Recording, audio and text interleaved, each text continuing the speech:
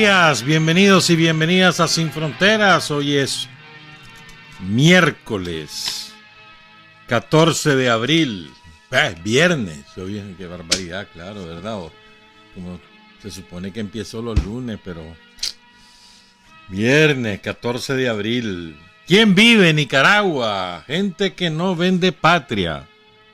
Bienvenidos y bienvenidas. Con Carlos José Hurtado y con Byron Baltoano Sandino cuando son las 6 de la mañana con 29 minutos. Sin Fronteras, la revista con William Griggs Vivado. En la primerísima 91.7 y 105.3 FM.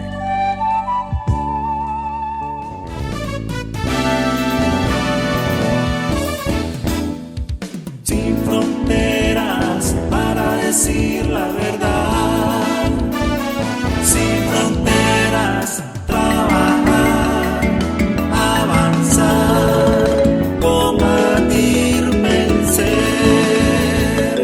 sin fronteras.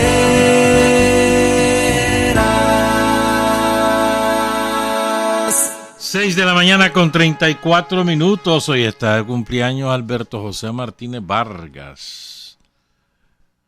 Ya jubilado, pero que voluntariamente trabaja en la radio como asesor de programación. Yo creo que Alberto, entre las personas que yo he conocido a lo largo de mi vida, es el que mejor oído musical le he conocido. No siempre coincidimos en identificar, pero es salvajada con los primeros 5 segundos, esa tal tema, mano, de tal pitch, de tal año, no bueno, tanto el año tampoco, ¿verdad? Bueno, además ya, o sea, está viejo, ¿me entendés? Perdiendo facultades. Pero es extraordinario. Y lo que es, ¿verdad? Su formación es contador. Y se dedicó a la música. Un excelente gusto musical. Felicidades, pues, don Alberto. Hey, el lunes tuvo de cumpleaños, que se va llegando también al sexto piso, Carlos José Martínez Hernández, editor de la página web de Radio La Primerísima. Así que felicidades atrasadas para ambos.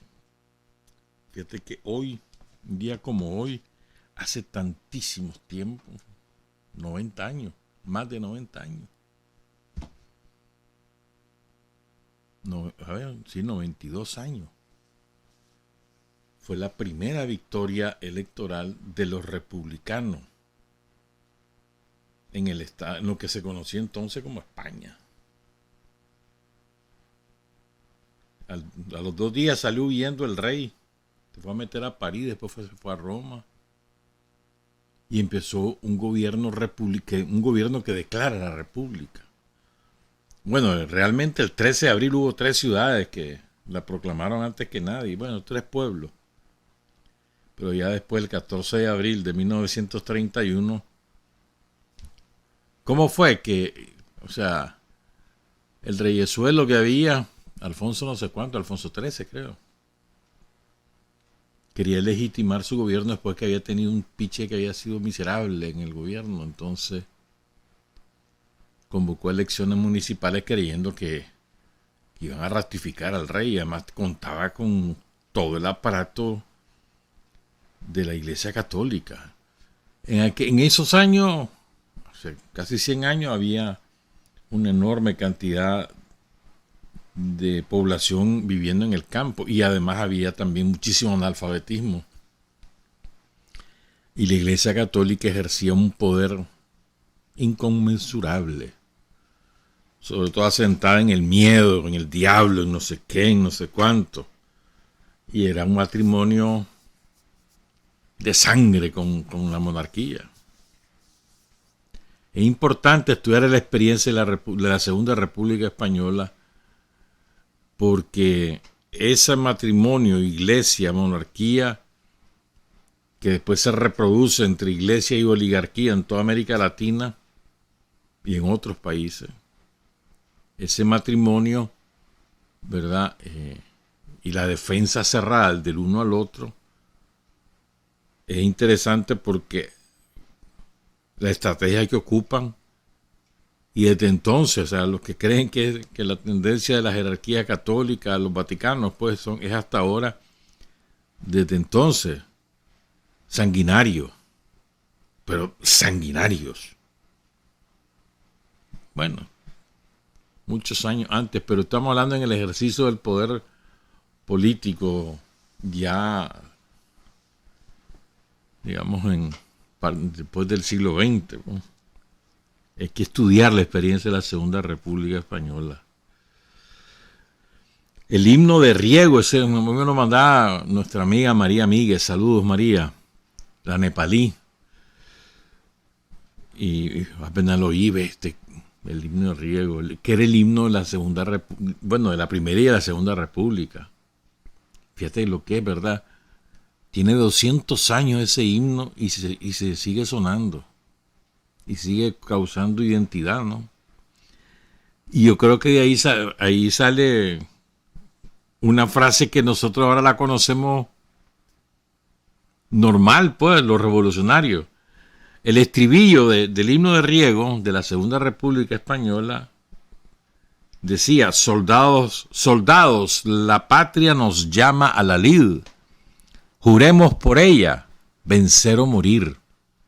Patria libre o morir, vencer o morir. Interesante, ¿verdad? Desde entonces, hace 200 años, ¿viste? Pero es muy interesante. Y también interesante por cómo, o sea, cómo el gobierno republicano pierde el respaldo popular. Y eso le hace perder las elecciones de 1933 y vuelve a recuperarlas en el 36. Interesante, muy interesante. En el 35, perdón. ¿Y por qué? Porque no quiso ir a fondo, andaba con medias tintas, que sí, que no sé cuánto. Y la gente está lanzada, sobre todo en las grandes ciudades.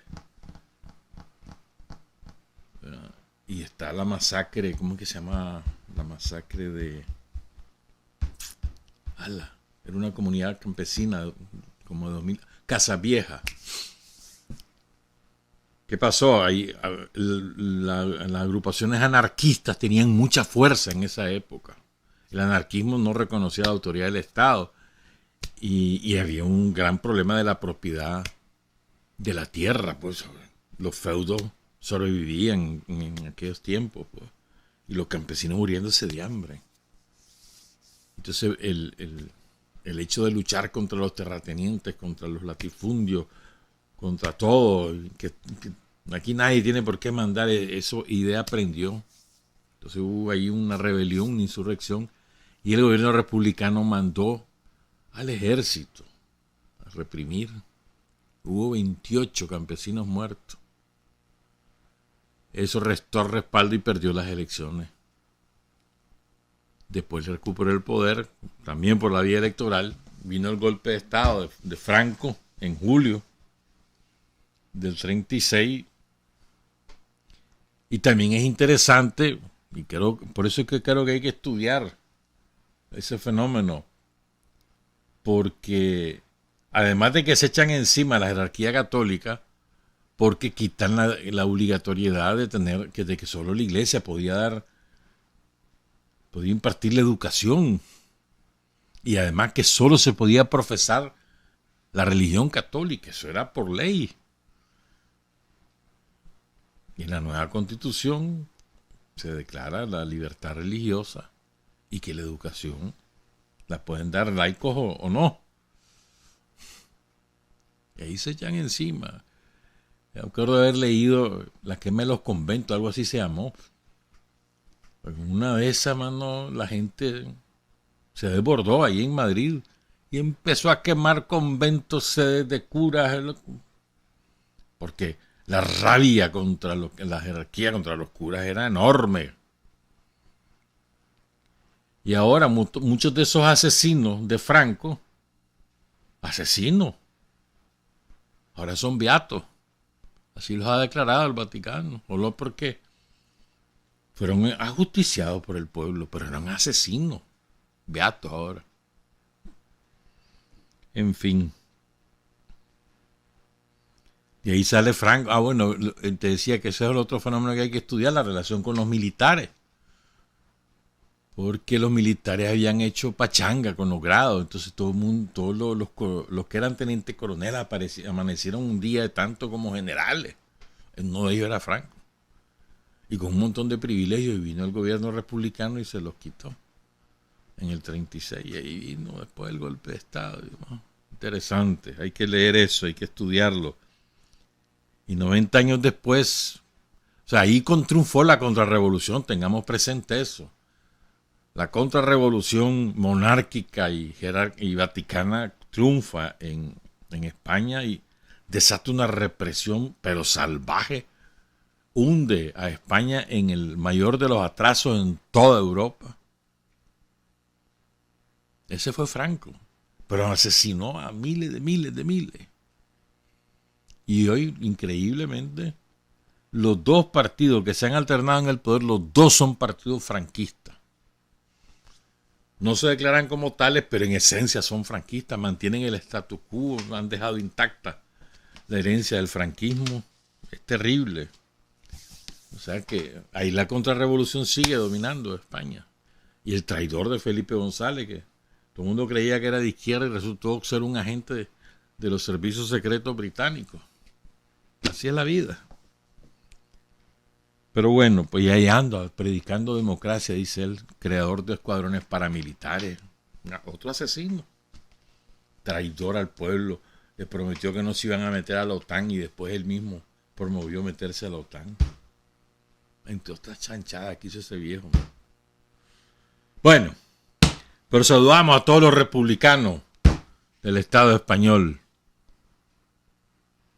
A los catalanes, a la República de Cataluña, a la Euskal Herria, a la República de Aragón. Saludos, Joaquín. Bueno, ayer el presidente de la República presentó el informe oficial de la gestión de 2022 y designó al ministro de Hacienda y Crédito Público, Iván Acosta, para que lo expusiera ante la Asamblea Nacional.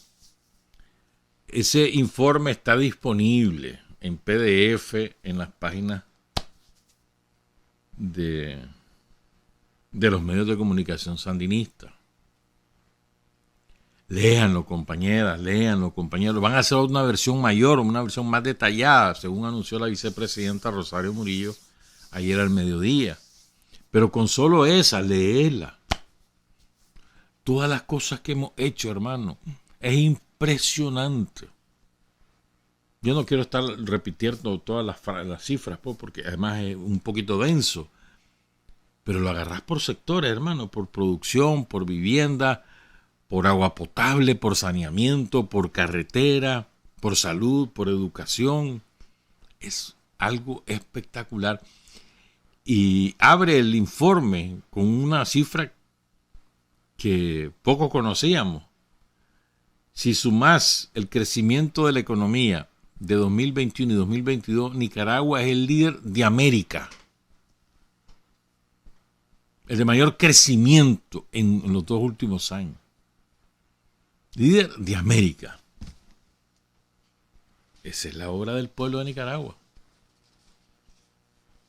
Con su gobierno que lo va acompañando, lo va empujando, lo va ayudando, le va creando las condiciones para que el pueblo pueda desarrollar, desatar todas sus capacidades. Soltar las fuerzas productivas. Eso es lo que hace el gobierno. Entrega por aquí, entrega por allá, facilita aquí, facilita allá, respalda por aquí, respalda por allá, financia. Y la gente va trabajando, y ahí está el resultado. Es impresionante. Les sugiero leer y estudiar ese informe.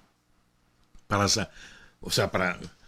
no solamente para nuestro trabajo ideológico, pues, sino también para, que nos percatemos de las cosas que hemos hecho. Porque como lo vivimos todos los días y oímos todos los días cifras, cuando vos ves el resumen, a la gran puchica, todo esto hemos hecho. Y eso que solo es un año. Aunque al final, hay una página al final, varias páginas al final, que resumen la obra de la revolución en los últimos 16, 17 años. A ver, 16 años. Ahí la resumen. Pero claro, muy condensadamente, pero y en cifra, no en valoración política, sino en cifra fría. Entonces yo creo que es muy importante, pues, me parece a mí, hay que estudiar eso, asumirlo, interiorizarlo, ¿no? Para poder, creo yo, tener elementos de juicio a la hora de hablar con cualquiera, pues, con todo mundo, pues, porque el promedio del nicaragüense no tiene tiempo de esas cosas, pero los que estamos dedicados a la labor ideológica, a la labor política, estamos obligados a leer eso y a estudiarlo. Y a invitar a la gente que lo lea, pues la versión más sencilla, si querés, pero que nos enteremos de las cosas que estamos haciendo, de todo lo que hemos hecho, de lo que somos protagonistas, de las maravillas que hemos hecho, porque de verdad, porque hemos hecho maravillas en las circunstancias que hemos enfrentado con los yanquis sobre nosotros a través de distintos métodos financieros, económicos, diplomáticos, militares. Es muy importante, sumamente importante. Son las 6:50. Hoy vamos a culminar con el relato de David Tejada, y para el lunes vamos a hablar de René Tejada, que tiene una historia propia. Pero también quiero hablar de otros compañeros, porque nosotros no podemos olvidar a nuestra gente. Fíjate que yo sigo muchas páginas de compañeros revolucionarios salvadoreños, y me da un pesar enorme, porque ellos rescatan a sus héroes, ¿no? Y van contando y publicando fotografías, contando cómo murieron, contando acciones heroicas de los combates guerrilleros, las matanzas. Hay que ver la cantidad de campesinos, sobre todo, bueno, obreros y campesinos, que asesinó la dictadura salvadoreña, disfrazada de gobiernos democráticos, porque hacían elecciones. Salió Napoleón Duarte, salió Alfredo Cristiani, asesino. Y me da pesar porque queda solamente entre los revolucionarios salvadoreños, pues no son el pueblo salvadoreño no conoce a sus héroes. No conoce la envergadura de lo que ahí pasó. Y nosotros no podemos, es que ejercemos el poder, que representamos al pueblo en el poder político, nosotros no podemos dejar que caigan en el olvido toda nuestra gente si estamos vivos por ello. Y por eso es tan bonito, ¿no? Por todos lados. Se trata de recordar al compañero que vivió aquí, que cayó aquí, a la compañera que hizo tal acción heroica. Es muy bueno. Pasa que a veces no logramos que todos en la comunidad determinada conozcamos la historia de ese compañero, y a veces hacemos actos por hacerlo. A veces también caemos en ese error. Menos mal que no es generalizado, pero sí hay ese error, pues. Entonces tal vez alguna compañera o un compañero y no tiene ni idea de quién eres, de quién se está hablando, del héroe, y eso es un error, pues. Pero bueno, es muy buena todo el rescate que hemos hecho, pues. Y no solamente de héroes y mártires de la revolución, sino también de personalidades que han hecho aportes relevantes a la construcción de la patria. Y eso es un esfuerzo importante que ha hecho el Frente Sandinista y que ha hecho Daniel Rosario, porque la patria está constituida por muchos esfuerzos, no solamente por los esfuerzos heroicos, que sí, que son los más importantes, pero no son los únicos, ¿no? Hay científicos, literatos, poetas, ingenieros, carpinteros, zapateros, médicos, que han hecho aporte enorme a la patria. Entonces, quiero que recordemos a algunos compañeros y vamos a contar algunas cositas, pues. Quiero empezar porque ayer fue el aniversario de la última carceleada de la comandante Doris Tijerino. Yo creo que ni ella sabe cuántas veces le echaron presa. Una vez creo que se lo pregunté, no me acuerdo, hombre, me dice. Pero Doris estuvo presa por lo menos, creo yo, 10 veces, creo yo. La última fue esa vez. ¿Verdad? Ella viene con José Benito. Vienen de Cuba, ella anduvo en otros países y vienen y entran por Honduras. Entonces lo llegan a traer a la raya fronteriza cerca del Espino, una comunidad que se llama El Tablón, que es jurisdicción del municipio de San Lucas. Lo llegan a traer los compañeros dedicados a esa labor. Los entregan otros compañeros por el lado hondureño y los reciben otros compañeros. O un compañero y un traidor. Mejor dicho. Entonces, el traidor tenía la misión. El traidor había caído preso como 3 o 4 años antes, como 3 años antes. Y no resistió las golpizas y las torturas y vendió su servicio. Entonces, la misión que le dio la seguridad somocista fue entregarle a los dirigentes del frente. Y le dieron la lista.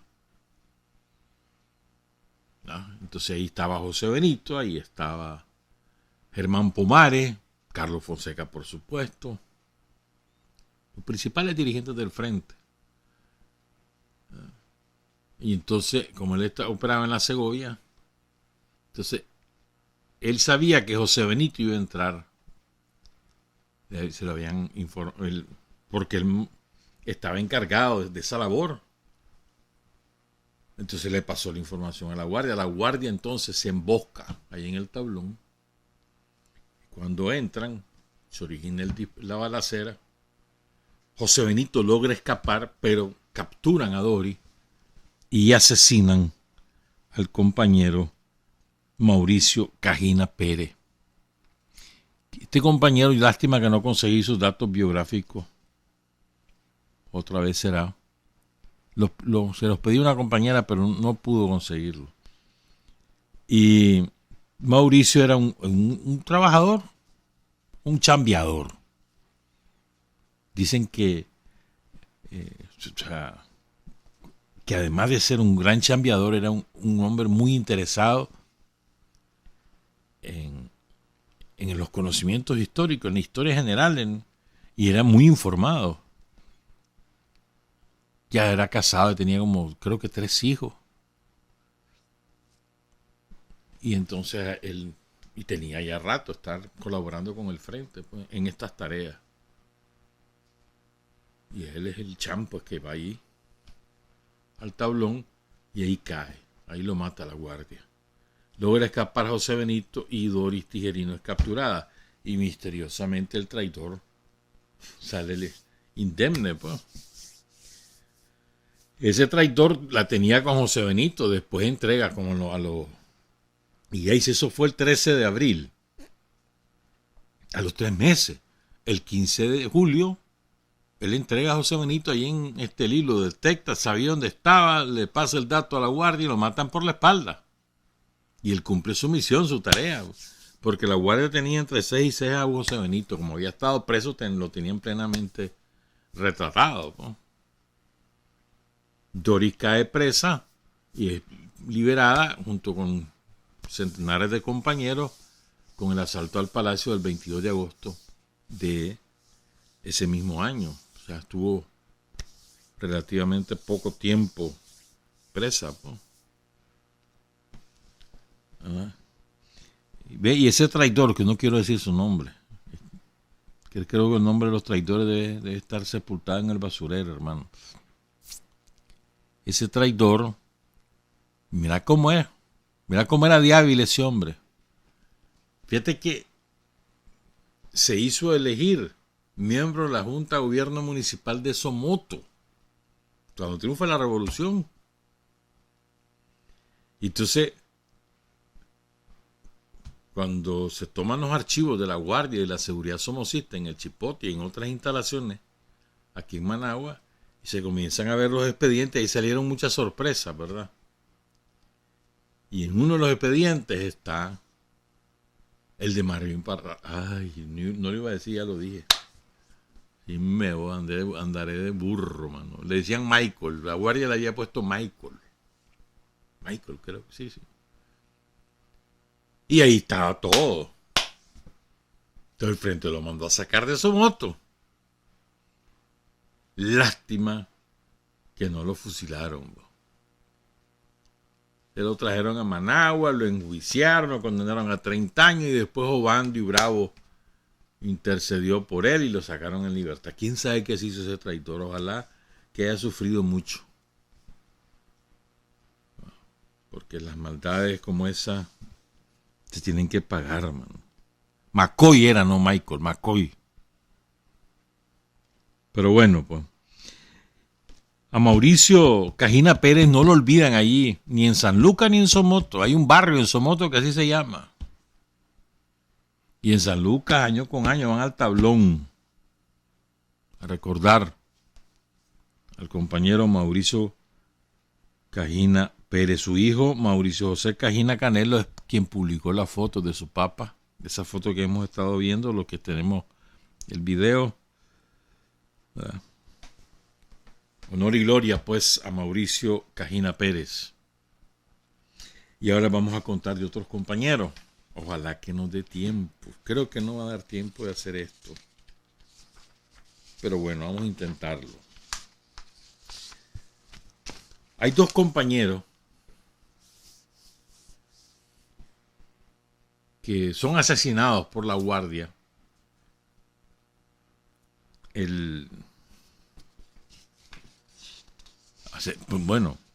Secuestrado, torturado y asesinado el 6 de abril de 1979. Sus nombres son Manuel López Brenes, cuyos seudónimos era o Mauricio o Javier, un compañero que nació en Jinotepe, era caraceño, el 1 de octubre de 1945, hijo de Mercedes Brenes y de Manuel Mayorga, integrado al frente desde 1976, es decir, él no era un chavalo, estamos hablando que nace en el 45, ya tenía 31 años, y entonces lo pusieron de correo, participó en varios operativos para recuperar armas, y trabajaba con Arnoldo Real Espinales en el occidente de Managua, en la parte de aquí de Monseñor Lescano, Lindavista, etc. En ese sector estaba trabajando. El otro compañero es Alfonso Monterrey Medina, conocido como David o Pocho. Este muchacho, sí era un cipote, nació el 14 de octubre de 1955 en Nandaime. Y en Nandaime integra la primera célula del Frente Sandinista, con Rommel Carrasquilla, del cual vamos a hablar más adelante, con Luis Barberena y con Leonardo Chamorro. Estamos hablando por el año, cuando él tenía como 75, 20, 21 años. ¿Ah? Pero después se vino a vivir a Managua, ahí en la colonia Centroamérica, ahí se vino la familia. Vivían contigo a la Miscelánea al Tope. La calle que sale, a ver, cuando venís de Masaya, hay una calle que entras a la Centroamérica. Esa calle se llama Alfonso Monterrey. Y ahí está su estela, en el Tope, ahí está su estela. La estela dedicada al Pocho, a Alfonso Monterrey Medina. Vivía en el grupo H 486, contigo a la Miscelánea El Tope. ¿Qué pasó con estos dos muchachos? Resulta que ellos, no sé cuál de ellos, pero uno de ellos conoce la información que hay alguien que tiene armas y que se las van a vender. ¿Verdad? William Ramírez, Aureliano, les advierte que eso es una trampa, que tengan cuidado, que no es fácil eso, que está medio raro, que mejor no vayan, pero ellos deciden ir. Y efectivamente tuvo razón William Ramírez, y era una trampa de la guardia, de la seguridad somocista, pues. Y entonces los habían citado ahí en la colonia Morazán, y ahí los capturan. Los sometieron a torturas salvajes. Y sus cuerpos los fueron a tirar, después los matan, obviamente, después los fueron a tirar a una finquita que se llama Santa Anita, que quedaba, no sé si existe todavía, en el 3,5 de la carretera Vieja León, o sea, ahí por la entrada del Planetarium, por ahí. A lo mejor Douglas sabe, ¿verdad? Si existe todavía esa finca, porque pues esa es la zona de Douglas. Pero bueno, allá aparecen los cuerpos. Fíjate que a Alfonso, a Pocho, lo reconocieron por el fajón que llevaba y por las botas, porque su rostro quedó absolutamente desfigurado de tantos golpes y torturas que le infringieron. Una cosa terrible. Alfonso tenía 23 años cuando lo mata la guardia y Manuel tenía 33 años. Terrible, hermano, terrible. Entonces no olvidemos.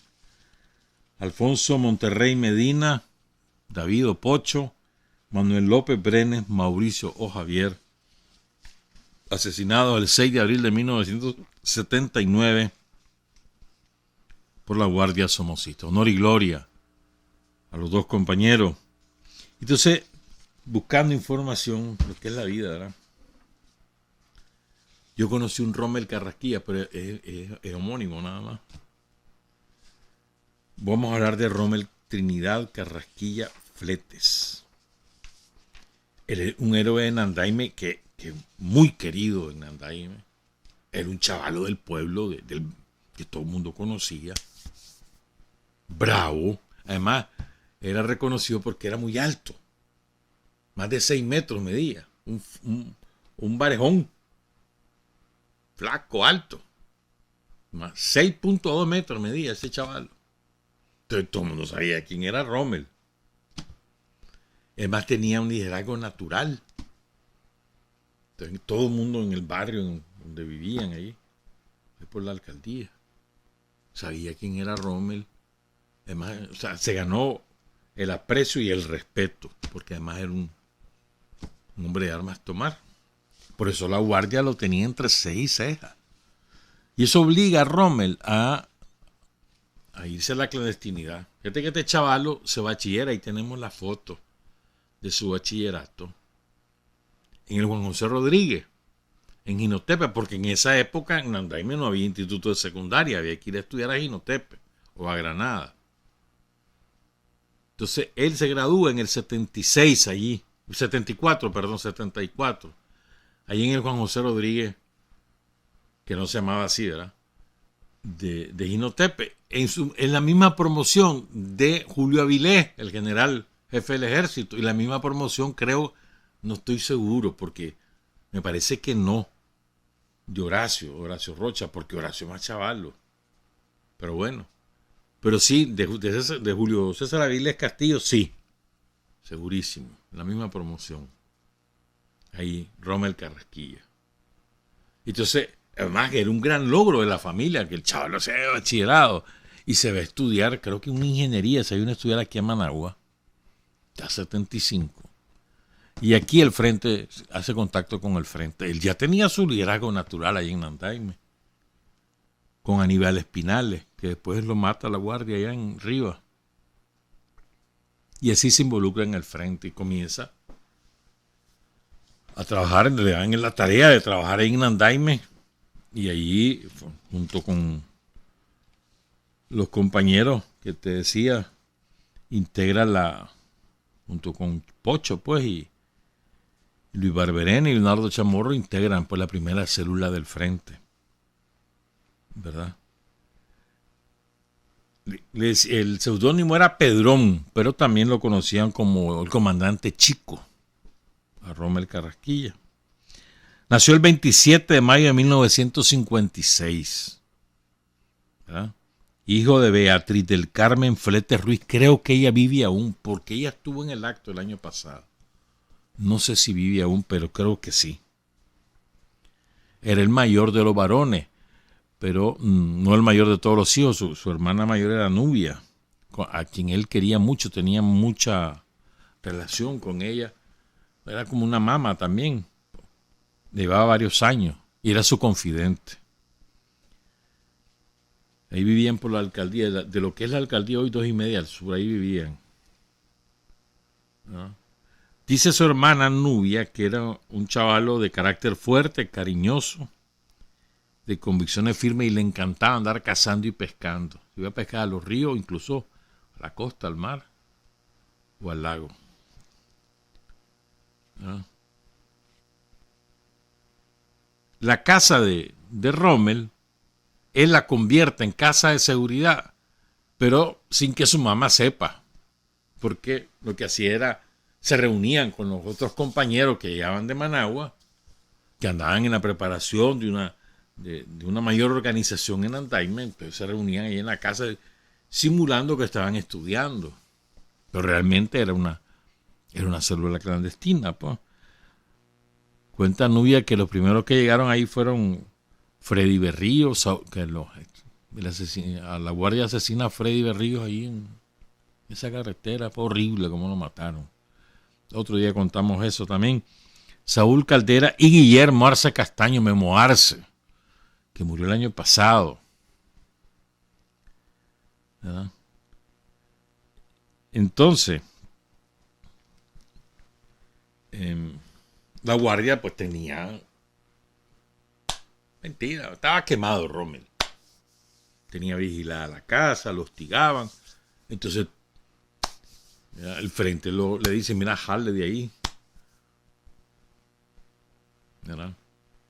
Y lo mandan a la zona de Santa Teresa, donde ya estaba trabajando el frente. Tenía un trabajo importante el frente ahí en Santa Teresa. Lo dirigía William Ramírez. Ahí en la zona del Cacao y La Pintada. El Cacao, una comarca prácticamente colindante con los límites del municipio de Nandaime. Recordemos que Nandaime está muy cerca del límite. La ciudad, pues, muy cerca del límite departamental de Granada con Carazo, ¿verdad? Entonces Chavalo se tuvo que ir por clandestino. Nada más que él le dice a la hermana, mira, ya se va a acabar esta jodera, me voy. Y la hermana cree que lo que va a hacer es irse a Managua, pues, donde está estudiando, pero ¿qué va a hacer? Se va clandestino a la zona de Santa Teresa. El 1 de mayo de 1979, bueno, entonces a Rommel lo integran a una unidad de combate que empezó como una escuadra y terminó como una unidad de combate, que era las agrupaciones tácticas grandes que organizó el Frente Sandinista a cargo de William Ramírez, el Chaparro Noel y otros compañeros. Ahí en Santa Teresa son los que atacaron y se tomaron Santa Teresa. La unidad se llamaba Francisco López. Y entonces Rommel se integra a esta unidad, participa en muchas acciones guerrilleras en esa zona. Ahí hubo prácticamente una incorporación masiva del campesinado de Santa Teresa a las acciones del Frente Sandinista. Había mucha represión y la guardia hizo chanchada con los campesinos, pero chanchada, ¿verdad? Santa Teresa, recuerden que es un municipio de Carazo que colinda con la Conquista hacia el occidente, pero también tiene una franjita que limita con Tola. Esto es importante por lo que les voy a contar ahorita. ¿Cómo fue que cae Rommel Carrasquilla? ¿Cómo es que es asesinado a Rommel Trinidad Carrasquilla? Lo flete. Entonces, Él está en esta unidad de combate, le manda una cartita a su hermana, a Nubia, el 1 de mayo de 1979. Estamos hablando 3 semanas antes que él sea asesinado por la Guardia. Vamos a leer un fragmento. Esta carta aparece en una revista que se llama Nandaime, de 2014, publicada por la radio La Nandaimeña. Yo no sé si existe esa radio todavía y no sé si esa revista la siguen sacando. Pero bueno, ahí sale una reseña biográfica de Rommel y sale el texto, un extracto de la carta que le manda Rommel a su hermana Nubia. Y es muy bonita, o sea, por lo menos el extracto que ahí sale. Hermana, hoy nuestro lazo fraternal lo siento más fuerte que nunca porque nos ha unido a todo el pueblo sandinista. Haz saber esto a todos mis hermanos con el gozo que me invade al enviarte esta carta y diles que los estoy amando más que nunca. Y veré en cada compañero, a una Tesla, una Ruth, una Norma, un Homero, su hermano. Y pensaré que como yo lo hacen por una Tete o una Mildred o un hijo, por lo que su fusil nunca será callado. Yo la quiero, le dice a Nubia, con el amor que le tengo a mi pueblo. Si tengo el gozo de ver la patria nueva y volver a estar a la par de ustedes sin el temor a nada, siempre recordaré el favor tan grande que me hiciste, y si en el cumplimiento de mi deber caigo, ten en cuenta que pertenezco a una organización justa. Habré legado la herencia más grande que se puede dar en Nicaragua, que sería una vida de sacrificio por el pueblo. Rommel, aquí, fíjate, vos sacás aquí varias cosas, el profundo amor al pueblo de Nicaragua, amor desinteresado. Aquí no está hablando, cuando triunfemos yo voy a ser militar, yo voy a ser ministro. Nadie no está pensando ni en el triunfo como tal, en el sentido que él va a participar, y él sabe de eso. Si acaso llego, dice, y si no, tendré la satisfacción de haber dado mi vida. O sea, ese era el espíritu de la juventud de la época. Y de la inmensa mayoría de todo, yo diría del 99.99% de los que lucharon para derrocar a la dictadura de Somoza, lo hicieron de esa manera, sin ningún interés, con un profundo amor al pueblo, teniendo la certeza del triunfo, pero no de que iban a llegar vivos al triunfo. ¿Verdad? Entonces, bueno, ya les dije, ¿verdad? Este chavalo está integrado a la unidad de combate Francisco López, la conocían como la Rural. Y todavía, después de esa carta, ya está planificándose la acción para intentar ajusticiar a un somocista, Cornelio Huck. Ya está planificado desde entonces. Él sabe que va a participar en esa acción, que puede caer. Entonces se deja ir a su casa, que queda relativamente cerca, pues, del Cacao a Nandaime. Te vas por dentro, no es por la carretera que te vas a ir. Y se fue a despedir prácticamente de la mamá y de sus hermanos, pues, 2 días antes, o sea, hacia el 23 de mayo de 1979, 24, perdón.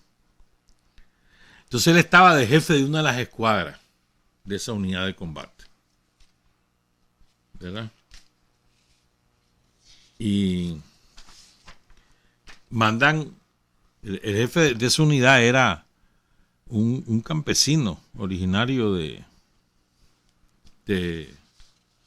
San Francisco Libre. En aquel momento se llamaba San Francisco del Carnicero, pero vivía allí en las Américas. Era bubonero, o sea, era, ¿cómo que le llaman ahora? Los dieros, norsemaneros, los corteros, le dicen los corteros ahora, ¿no? Era bubonero, pues. Él y un primo, ahí vivían en las Américas. Y entonces lo reclutó William Ramírez. y se los lleva a una escuela guerrillera, ahí en San Francisco, aprovechando que eran de San Francisco, conocen la zona. Ahí hicieron una escuela guerrillera, ahí participó en esa escuela Ramón Cabrales, Walter Mendoza, Laurania Zelaya, entre otros compañeros. Y después William Ramírez agarra a este compañero José Abraham Gómez y su primo, que se llamaba Pedro Pablo Cruz, los agarra y los manda a Zapuá. Fíjate bien, a Zapuá. Pues la idea era abrir una ruta de abastecimiento de municiones, de armas y otras cosas. Y efectivamente, entonces estos dos trabajaban de mozo en el día y en la noche hacían estas actividades. Y abren una ruta acuática. Agarraban un lancha y se iban bordeando la costa hasta las costas de Santa Teresa. Y ahí entraban a las comunidades del Cacao, por ejemplo, donde era el centro de operaciones. Esa era la ruta prácticamente. Ahí estaba todo y después ya los dejan allí en Santa Teresa, José Abraham Gómez, Miguel y Pedro Pablo Cruz. Eran el primero y el segundo al mando de esa unidad de combate. Trabajaban en La Calera, ahí en el sector de Zapuá. Bueno, ese más o menos lo manda ahí en el septiembre del 78. Todo esto es importante, todos estos elementos para que sepamos lo que viene ahora. Por cierto, estos dos compañeros que eran muy aguerridos en términos militares, muy bravos, intrépidos, audaces, buenos soldados, pero sin ninguna formación ideológica ni política. Entonces, después del triunfo, Abraham se dedicó al guaro. Estaba en el Ministerio del Interior, pero se dedicó al guaro. Y ahí ahí por Jinotepe, en el Dulce Nombre, estaba picado, armó un pleito y mató a un compañero, a un vecino pues de la zona, y el hermano del muerto lo mató a él. Esto fue en el 82. Y Pedro Pablo se dedicó a la delincuencia y también murió como delincuente, murió pues. Pero bueno, pero en ese momento tuvieron una gran importancia como jefes militares. Nosotros tuvimos muchos de estos problemas, recordemos, hubo otros que tenían estas características, no solamente estos dos muchachos. Pues. Entonces, quiero leer algunos testimonios que he encontrado por ahí sobre cómo fue lo que ocurrió, pues. Y después seguimos con David Tejada, son las 7:21 ya. Por ejemplo, uno de los integrantes de esta unidad de combate era Manuel Antonio Telles Martínez, el compita. No sé en qué ondas anda ahora, pero bueno, él participó en esto. Y entonces se empieza a planificar, cuentan él y Luis Tomás Maradiaga, Fabio, y mandaron 3 misiones de exploración a la hacienda San Martín. ¿Dónde queda la hacienda San Martín? Ahí por el astillero.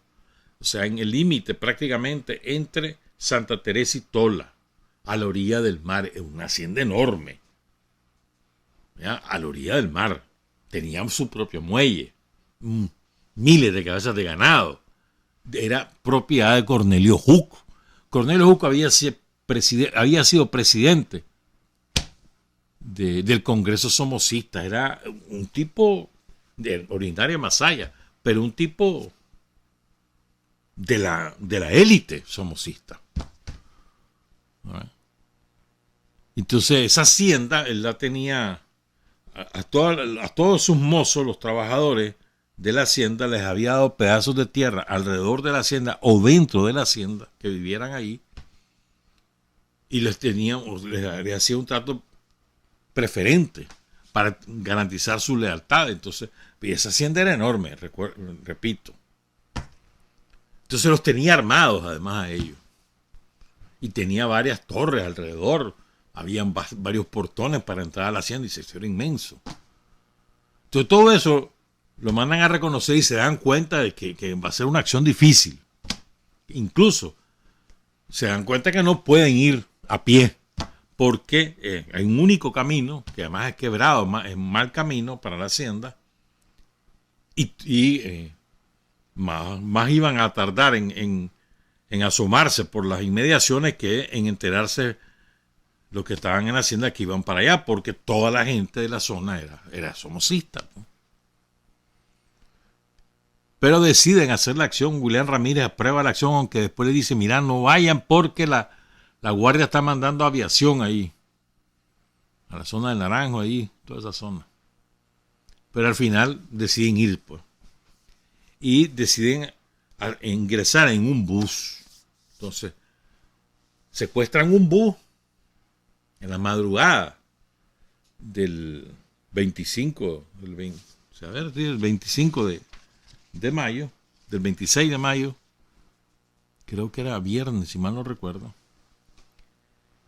Y se van en el bus a entrar a la San Martín. El objetivo era recuperar todas las armas que ya había y ajusticiar a Cornelio Jusco. Ese era el objetivo. Pero los están esperando. Y en lo que desemboca el bus, además que ya había amanecido, ya había clareado, pues. Eran como las 5:30 de la mañana y había clareado. Entonces entra el bus y los están esperando y abren fuego los paramilitares y los guardias que están ahí en la hacienda San Martín, y empieza y los hacen paste, pues. Los hacen paste. Ahí salen como 11 compañeros heridos, ¿verdad? 2 de ellos fallecen y el resto los logran evacuar, pero ningún objetivo se cumplió. Se cumple hasta como un mes después, que se vuelve a repetir la acción, y ahí sí.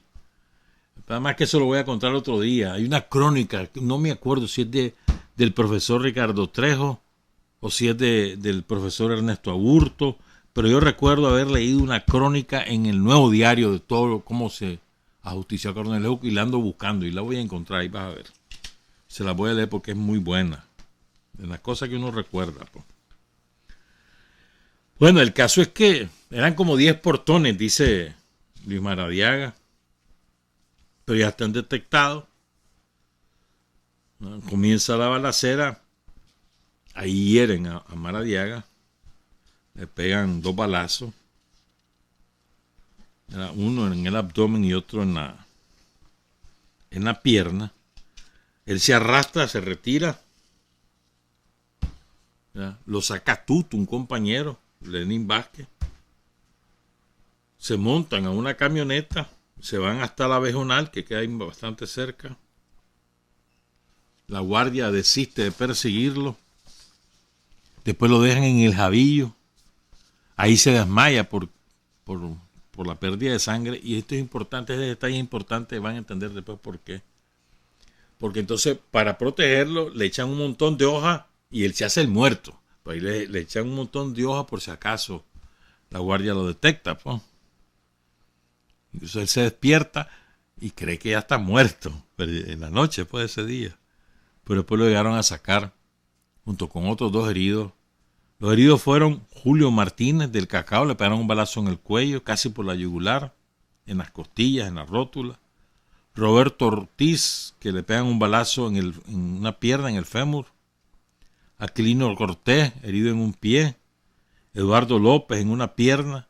Wilfredo Cruz. Juan José Cortés Girón, que también se le conocía como Benigno por Cortés Girón. Sándor Abaunza, conocido como Sami, que era de Masaya. La herida fue en el brazo. Wilfredo Fonseca, de ahí de Santa Teresa. Y Luis Tomás Maradiaga, que le decían el cangrejito también. Y ahí mueren 2 compañeros, quedan heridos y mueren. Carlos Cruz del Cacao y Rommel Carrasquilla de Nandaime. ¿Verdad? Estamos hablando que la guardia tenía ahí escopeta, rifle 22, Garand, todo tenía ahí. Bueno, pero rifle 22 los guerrilleros. Ahí la guardia tenía fusiles M16, Garand, carabina. Es mentira. No había manera, pues, de que lo tuvieran éxito. Y la información incluso la confirman porque los chavalos hacen contacto con un trabajador de Jusco, Leonardo Traña Vega, Era escolta con el Hook. Y contactan con él y él les cuenta cómo está y confirman toda la información que tenían. Entonces, ¿qué ocurre? La mamá de Rommel Carrasquilla y la hermana de Rommel cuentan que Rommel queda vivo, porque eso se lo contaron otros muchachos que anduvieron allí en el ataque. Esto es lo que cuenta la mamá, doña Beatriz del Carmen Fletes. Iban a tomarse la hacienda, pero parece que la información se había filtrado y ya sabían que los guerrilleros llegarían. Rommel fue herido en la ingle, pero su compañero no pudo echárselo a tuto. Entonces Rommel le dijo que ahí lo dejara, que le pusiera muchas hojas encima y que después lo llegaran a traer. Rommel divisa una casita y se va a meter a la casita a pedir auxilio. Le dieron de comer, pero la mujer, la dueña de la casa, se fue a la guardia a decirle que ahí tenía a un guerrillero. Entonces la guardia lo captura. Dice la revista que Beatriz y Nubia no pueden contener el llanto cada vez que recuerdan estos detalles. Lo torturan, lo montan, lo atan a la cola de un caballo. Le arrancaron las uñas. Y él muere desnucado. Y herido, torturado. Lo atan a la cola de un caballo. Lo arrastran. Y muere desnucado.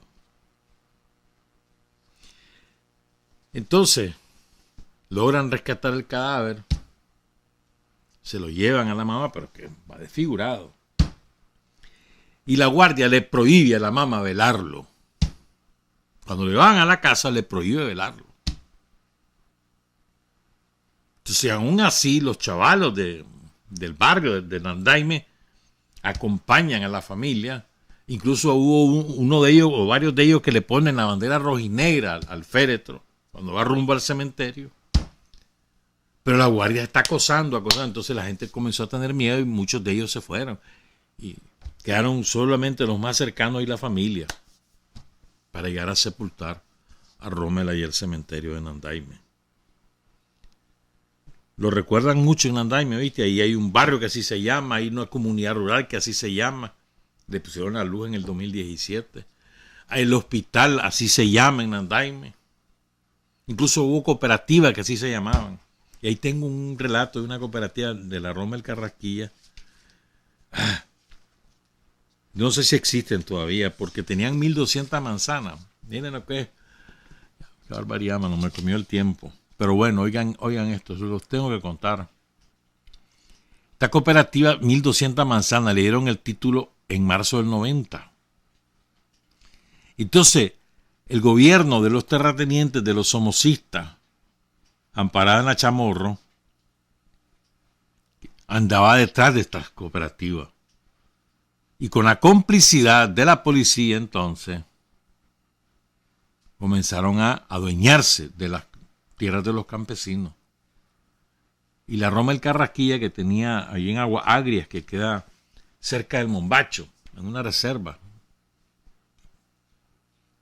Entonces ellos llegaron 6 policías a hostigarlo, a decirle que salgan, que si no los van a sacar a verga, que no sé qué. Entonces el presidente de la cooperativa presentó un recurso de amparo. Se lo descarta el Tribunal de Apelaciones de Granada. Entonces él acude a la Corte Suprema, y eso lo atendía la Sala Constitucional. Fíjate que ese fallo, eso fue en el 90 y... A ver, por aquí tengo la fecha, si la apunté. Eso fue en el 92. 92. ¿Sabes cuándo fallaron? En el 99. Ya cuando lo habían hecho parte. Y fallan en su contra por cuestiones de forma, ni siquiera van al fondo. Que es que mira que está mal puesto el poder, que no se sabe, que los estatutos, que no sé qué, por babosadas, desechan. Y dejan indemne a la policía, a la cooperativa. ¿Quiénes firmaron ese fallo? El 28 de enero de 1999, los magistrados Julio Ramón García Vilche, Francisco Plata López, Marvin Aguilar García, Fernando Zelaya, el Diablo Zelaya Roja, que ya falleció, y Francisco Rosales Argüello, que también ya falleció. ¿Y quiénes quedaban al lado? Fíjate que al lado de esa finca estaban gruesos, unos chamorros. Estaba Alfredo Chamorro, que tenía la finca de ese hombre, de Alfredo Chamorro, era tan grande que limitaba al norte y al oeste con la de la cooperativa. Un tal Roberto Mejía y un Mario Rosales. O sea, la guerra contra las cooperativas en los años 90 fue horrible, horrible. Algún día vamos a contar cosas de eso. Bueno, honor y gloria a Rommel Carrasquilla, un héroe de Nandaime, precursor de la lucha sandinista en Nandaime. Chalo valiente, al que quería mucho, un hijo del pueblo de Nandaime. Y saludos a su mamá, saludos a sus hermanos, a su hermana, Nubia, a su mamá, doña Beatriz del Carmen Fletes, y a los sandinistas de Nandaime. Regresamos, son las 7:34. Hay hombres que luchan un día y son buenos. Hay hombres que luchan un año y son mejores. Pero hay hombres que luchan toda la vida. Esos son los imprescindibles. Las 7 de la mañana con 38 minutos. Quiero concluir con el relato de lo de David, porque David Tejada Peralta, con varias cositas. Bueno, agradezco a Lutanelia Talavera. Saludos, Lutanelia. Ella me pasó un par de datos interesantes. Dice Lutanelia que David proporcionaba fotos e información de las operaciones de contrainsurgencia de la Guardia Somocista en la montaña. Acuérdense que esto era la época de Bocay, Raití Bocay, ¿no? Y entonces la información se la entregaba, el contacto era ella, Lutanelia, y Lutanelia se la pasaba a Carlos Fonseca o a Silvio Mayorga, ¿no? Y dice Lutanelia que había un amigo de David que le decían Rochita, quien es el que le llega a avisar muy temprano de aquel fatídico abril. El 6 de abril debió haber sido. Avisarle que David estaba desaparecido. No sé quién es Rochita. Si quien debe haber sabido es Jacinto. Ahora Jacinto ya se fue. Muchas gracias, Lutanelia. Entonces ya les conté, ¿verdad? Todo cómo asesinan a David, el testimonio de René. O sea, esto no es un cuento, es René que presenció, fue testigo y fue víctima. Fue testigo de lo que le hicieron a su hermano. No es alguien de tercera o de cuarta. No, es un testigo directo. Viendo, está ahí y sufriendo. Es irrebatible. Ya les dije también, ¿verdad?, que Moralito sale diciendo que habían tirado el cuerpo al cráter del volcán Santiago y después sale un guardia diciendo lo mismo, pero ahí se descubrió la mentira porque el guardia sale diciendo como testimonio de que David lo tiraron con todo y ropa y todos ya sabíamos que no era cierto porque René se llevó la ropa y porque estaba desnudo cuando muere. Y ahí ya se sabe que es mentira, pues. ¿Qué es lo que pasó con su cuerpo? Entonces hay una versión que es mucho más razonable, diría yo, pues, ¿verdad? Pero quiero también recordar una cosa. El monseñor de Matagalpa, que es el mejor obispo que ha tenido Matagalpa, Octavio Calderón Padilla, fue uno de los que desde la jerarquía condenó el crimen de David Tejada. ¿Verdad? Y también el arzobispo de Estelí, Clemente Carranza. Esto es importante. Entonces, hay un hombre que es clave en todo esto, que es el doctor y capitán médico y capitán Fernando Cedeño, que es el hombre, el de la tercera compañía que dirigía Morales, Oscar Morales Sotomayor, que es el hombre que llegó a atender 2 veces donde estaba René y David. La primera vez aún vive David, y René le pide que se lo lleve a un hospital y Cedeño le dice que la orden es que él tiene solo atenderlo ahí, que eso están, el que manda ahí es Morales, pues, que además tenía mayor rango que Cedeño. Cedeño era capitán, Morales era mayor. Y la segunda vez, cuando ya ha muerto David, y René le pide que lo busque en la morgue para que cuando él salga lo pueda él sepultar. Entonces, el testimonio del doctor y capitán Fernando Cedeño es la clave que confirma toda la versión de René en el propio juicio a Morales.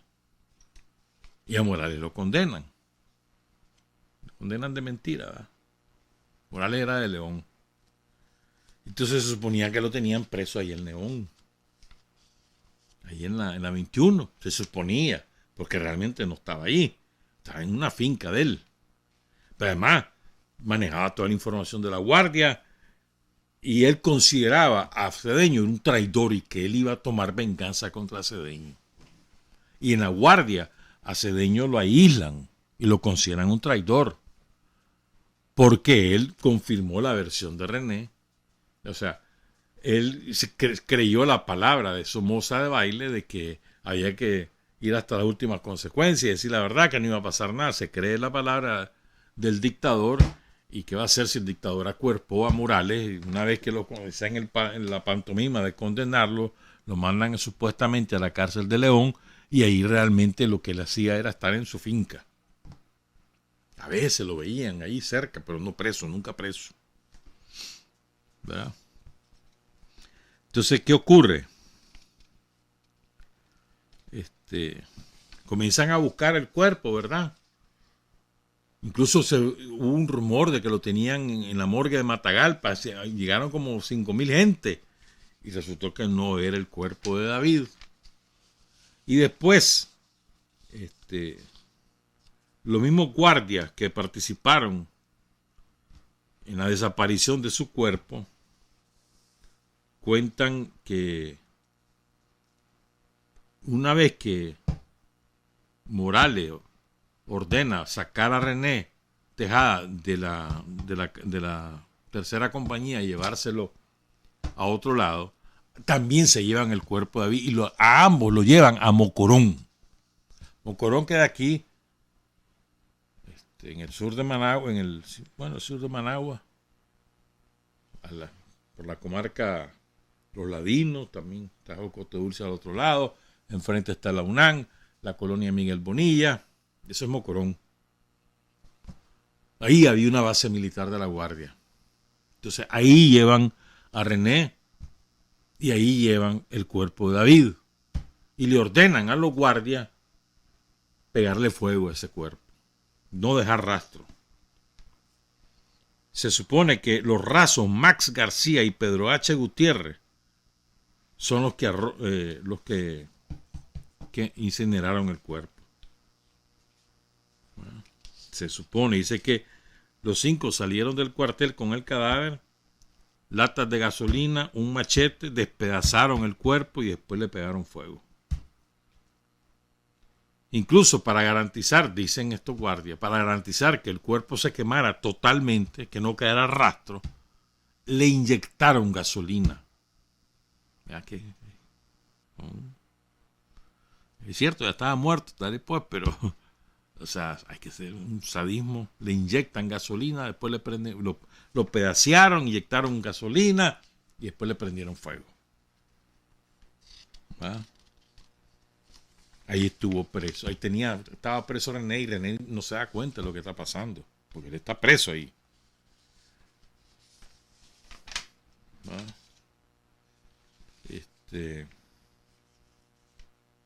Ahora vamos con lo siguiente, pues. Morales tenía un hermano, Flavio Morales, que era médico. Y Flavio Morales le ofrece a René Tejada que acuse al doctor Cedeño por negligencia médica para descalificar el testimonio del doctor Cedeño. y que además firme, que Morales entonces le ofrece un documento firmado y autenticado donde dice que David fue quemado por el capitán Gustavo Medina en Mocorón. Pero por supuesto, esto no prosperó. El caso es que condenan a Morales a 18 años de cárcel de mentirita. Pasa el tiempo, lo tienen ahí en el Fortín, en la 21. En el Fortín, ahí en León. Se suponía, pero no, estuvo en su finca. Pero Morales odiaba a dos militares. Al fiscal, que lo acusa, que era el mayor José Ramón Silva, y al doctor y capitán Fernando Cedeño. Entonces, oigan lo que ocurre. La mayor parte de mi generación no sabe, pero las nuevas generaciones no saben esto que les voy a contar. 2 años después del crimen, el 13 de abril de 1970, a Moralito le avisan que Cedeño va para León, que va con la mujer, pero que va solo. Entonces Morales lo caza en el kilómetro 56 de la carretera Vieja León. O sea, esto es antes del empalme de Puerto Sandino, mucho antes. Esto es como por el empalme del tránsito, por ahí. Ahí lo embosca. Pongan cuidado. ¿Verdad? Cedeño iba desarmado. Y además tenía lesionado una pierna. Él era renco, pues. Entonces manejaba un vehículo automático, por eso, para no estar metiendo el clutch. La pierna izquierda era. Iba acompañado de su esposa Doris Pineda.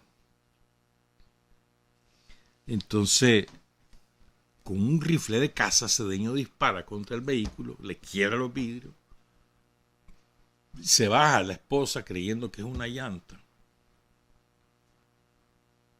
Sigue disparando, Cedeño le dice, agachate, agachate.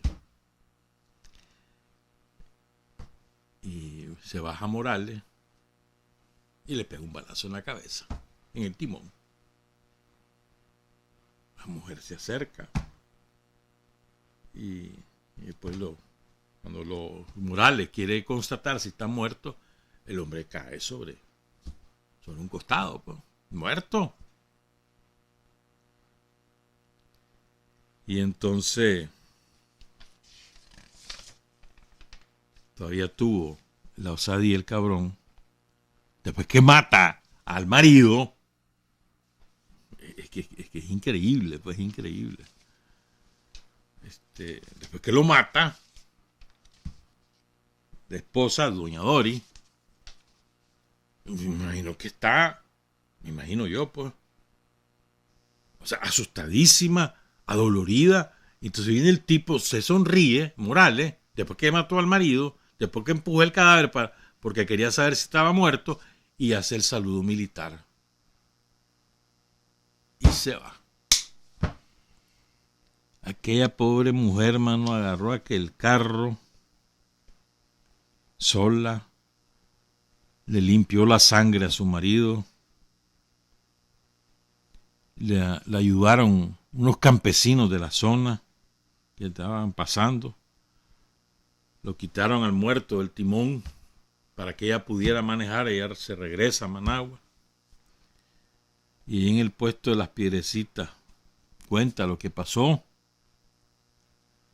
Llegan los hijos y mira, hay una crueldad de los periodistas, mano. Los periodistas a veces somos crueles, ¿verdad? Entonces andaban buscando a los chavalos y encuentran a la niña que estaba saliendo del colegio, Carmen Cedeño Pineda. Entonces está bajando del bus a la casa, llegan los periodistas, la rodean y entonces le preguntan, ¿y usted qué siente con la muerte de su papá? Y la chavala no sabía. Es horrible de haber sido para la pobre chavala, pues. Ella no sabe nada, se queda espantada, espera a su mamá, la ve llegar llena de sangre. Eso es horrible.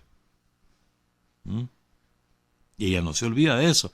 Y en el juicio moral, porque lo enjuiciaron. Esto fue en el 71, recuerden. Perdón, en el 70, el 13, lunes 13 de abril de 1970. Entonces lo enjuician. Y en el juicio esta cipota le gritó a Morales, asesino.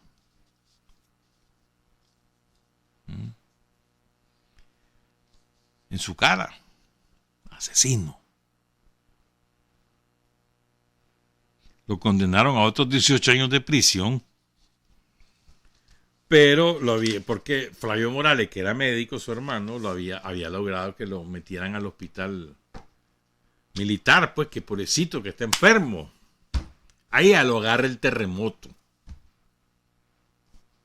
Y entonces los guardias llegaron a sacarlo y se lo llevaron fuera del país para nunca volver a venir a Nicaragua.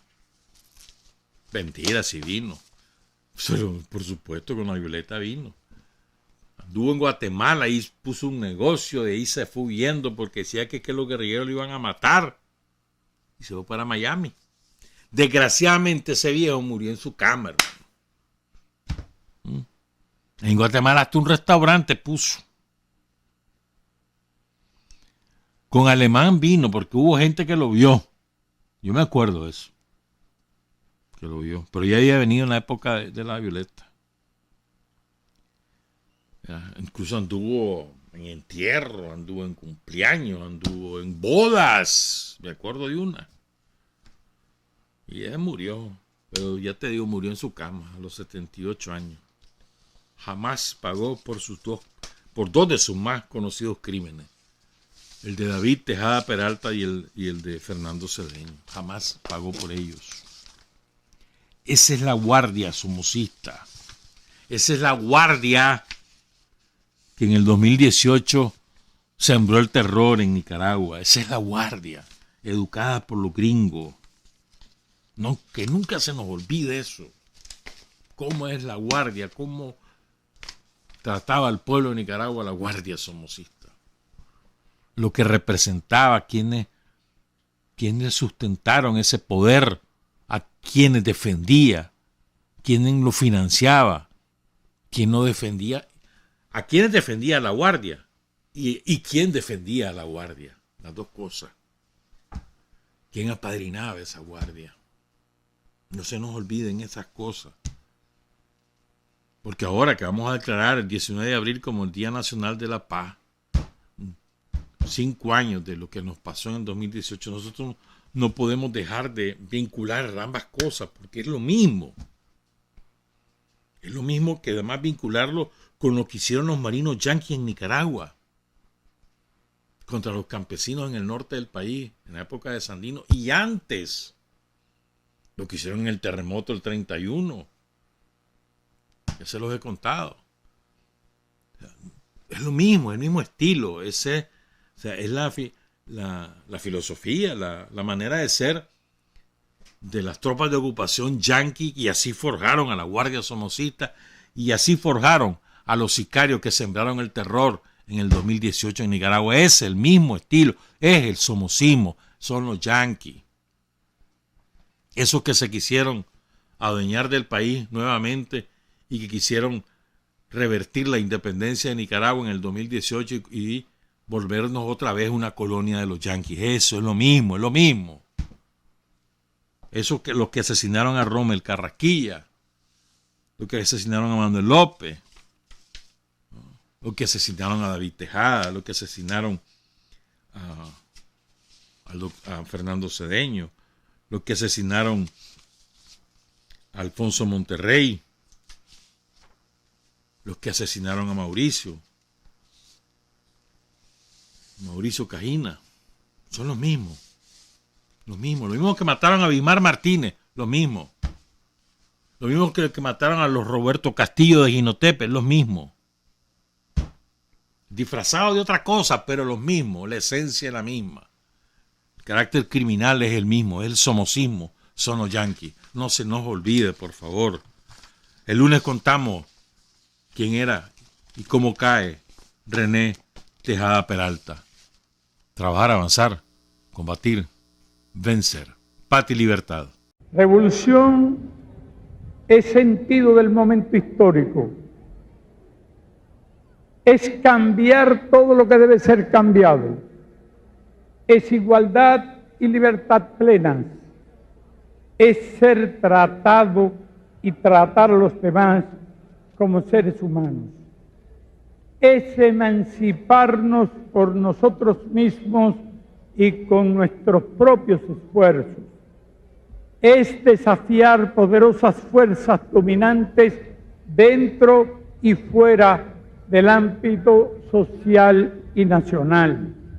Es defender valores en los que se cree, al precio de cualquier sacrificio.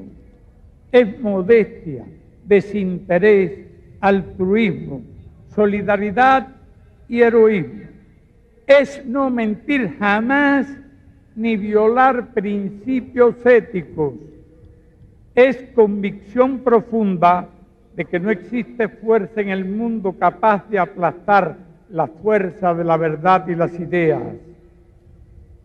Revolución es unidad, es independencia, es luchar por nuestro sueño de justicia para Cuba y para el mundo, que es la base de nuestro patriotismo, nuestro socialismo y nuestro internacionalismo.